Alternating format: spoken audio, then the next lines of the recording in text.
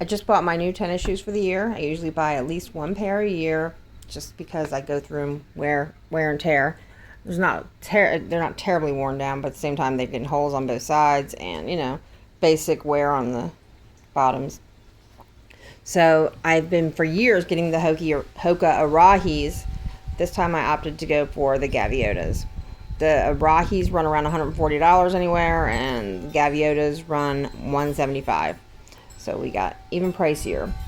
Now they're stability based shoes. I know they all have different levels of things they're designed for. These focus on stability.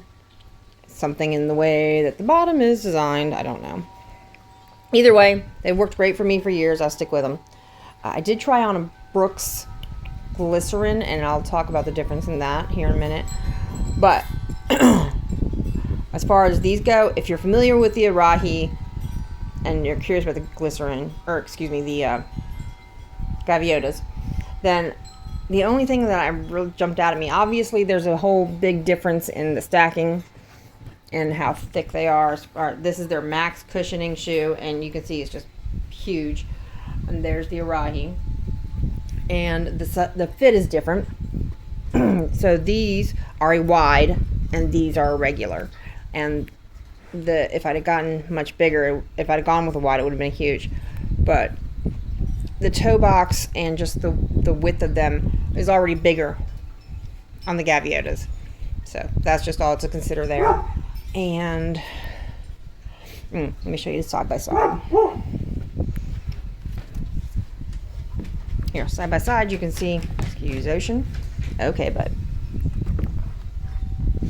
You can see how wide it comes out on the base here and down here. Obviously, these are brand new. They've only been worn once.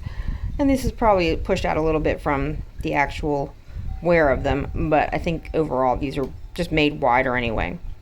So just something to consider if you're thinking about going with the Gaviotas. And I, of course, replaced the insoles already because this is what I do per the podiatrist. She wants, solid insoles in there. So that's what we do. Anyhow, not a whole lot of feel difference as far as that goes, but I do think it has a wider fit. And, of course, it's a lot more cushioning to it. So that's the Arahi versus the Gaviota. And like I said, I did go try on the Brooks Glycerin, and I know they have stability built into that, and they do it differently than the Hoka does. So you feel it. I mean, it definitely felt, I could feel the difference in the base, and again, it felt very stable. I wouldn't have minded giving it a try, but their wide had a more narrow toe box and everything across it.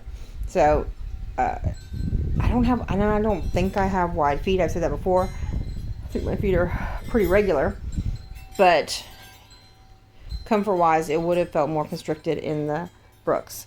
So we're sticking with the Hokas for now, and we're trying these out.